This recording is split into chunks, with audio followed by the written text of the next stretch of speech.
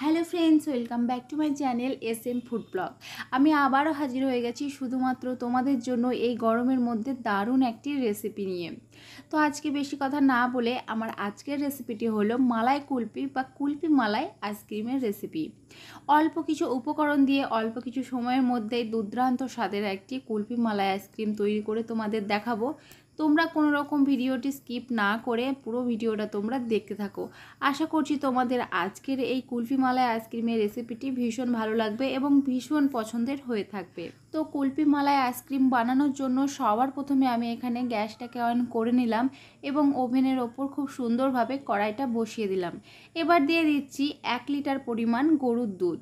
খুব সুন্দরভাবে আমি কড়াইয়ের মধ্যে ঢেলে নিলাম এবং খুব সুন্দরভাবে বেশ কিছুক্ষণ সময় দিয়ে নাড়াচাড়া করে নেব অনবরত, যাতে করে গরুর দুধের ঘন থিকনেসটা এসে যেতে পারে। এদিকে ভালো মতো ফুটতে থাকুক। আর এখানে দেখিয়ে দিই যে আজকে কুলফি মালাইয়ের জন্য কী কী উপকরণ লাগছে। এখানে নিয়েছি 10টা পেস্তা বাদাম, 4টে গোলমরিচ, 4টে এলাচ ফল আর 10টা হচ্ছে আমন্ড বাদাম, আর নিয়েছি 2টো আখরোট বাদাম। আখরোট বাদামগুলোকে খুব সুন্দরভাবে ভেঙে টুকরো করে নিয়েছি। এবারে সবার প্রথমে একটা মিক্সার জারের মধ্যে আমন্ড বাদামগুলোকে আমি দিয়ে দিচ্ছি, আর দিয়ে দিচ্ছি আখরোট বাদামগুলো। বাড়িতে যদি আখরোট বাদাম না থেকে থাকে তাহলে কাজু বাদাম দিলেও হবে। আর দিচ্ছি পেস্তা বাদাম, দিয়ে দিচ্ছি 4টে গোলমরিচ, আর দিয়ে দিচ্ছি ওই যে 4টে এলাচ ফল। এলাচ ফলটা দিয়ে ভালো মতো ঢাকনাটাকে এঁটে দিয়ে কোনো রকম জল না দিয়ে একটা পেস্ট বানিয়ে নেব। তো বন্ধুরা, তোমরা দেখতে পাচ্ছ খুব সুন্দরভাবে একটা পেস্ট বানিয়ে নিয়েছি। তোমাদেরকে অল্প দেখিয়ে দিই চামচের সাহায্যে। দেখতে পাচ্ছ খুব সুন্দর লাগছে, শুকনো শুকনো ভাব হয়ে আছে। এবারে একটা প্লেটের মধ্যে ঢেলে নিলাম। বাদামের গুঁড়োটাকে সাইডে আলাদা করে রেখে দিলাম। এবারে গ্যাসটাকে আমি আবারও অন করে নিলাম এবং ওভেনের ওপর কিন্তু একটা ছোট্ট প্যান বসিয়ে দেব।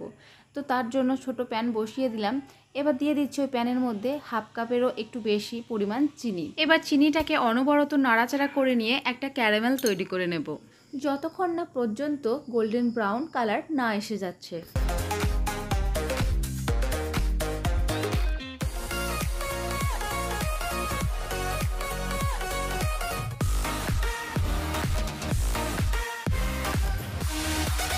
খুব সুন্দরভাবে ক্যারামেল তৈরি হয়ে গেছে। এবারে দিয়ে দিচ্ছি অল্প কিছুটা জল।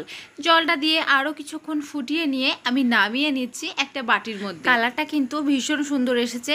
এবারে ওই যে দুধটা ফোটাতে দিয়েছিলাম সেই দুধটা কিন্তু অনেকটা ঘন ঘনত্বের হয়ে এসেছে। তবে কুলফি আইসক্রিম বানানোর জন্য দুধটাকে কিন্তু আরও ঘন ঘনত্বের করে নিতে হবে। এবারে এই দুধের মধ্যে দিয়ে দেব কনডেন্স মিল্ক। তো তার জন্য আমি এখানে 4 টিস্পুন কনডেন্স মিল্ক দিয়ে দিলাম, আর দিয়ে দিচ্ছি 1 টিস্পুন পরিমাণ কাস্টার্ড পাউডার। এবার ভালো মতো নাড়াচাড়া করে নিতে হবে 2 মিনিট সময় দিয়ে, যতক্ষণ না পর্যন্ত এই পাউডারগুলো মিশে না যাচ্ছে দুধের মধ্যে। এবারে দিয়ে দিচ্ছি ওই যে বাদামের গুঁড়োটা তৈরি করে রেখেছিলাম সেই গুঁড়োটা, আর কিছুটা রেখে দিচ্ছি, পরে কিন্তু আমি ব্যবহার করব। এবার দিয়ে দিচ্ছি চিনির ক্যারামেল, কিছুটা রেখে দেব।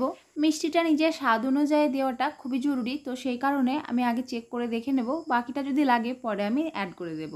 চিনির ক্যারামেলটা দিয়েই এত সুন্দর একটা রং এসে গেছে, মনে হচ্ছিল যেন বাজারের কুলফি মালাই একদম হাতের কাছে পেয়ে গেছি। তো এখন আমি বেশ কিছুক্ষণ সময় দিয়ে ভালো মতো নাড়াচাড়া করে নিলাম। নাড়াচাড়া করে নেওয়ার পর আরও 3 মিনিট সময় দিয়ে আমি ভালো মতো ফুটিয়ে নিলাম। এবার ফুটিয়ে নেওয়ার পরেই আমি গ্যাসটাকে অফ করে দিয়ে নামিয়ে নিলাম এবং কিছুক্ষণের জন্য ঠান্ডা হতে দিলাম। এত সুন্দর লাগছিল আইসক্রিমটা খাবো বলে আমার একদমই ধৈর্য ছিল না। তো হালকা কুসুম কুসুম অবস্থাতেই আমি একটা মিক্সার জারের মধ্যে দিয়ে দিয়েছি। তোমরা মিনিট 10 সময় দিয়ে ঠান্ডা করে নিতে পারো, তবে কুসুম অবস্থায় যদি ব্লেন্ড করা হয় কোনো অসুবিধা হয় না।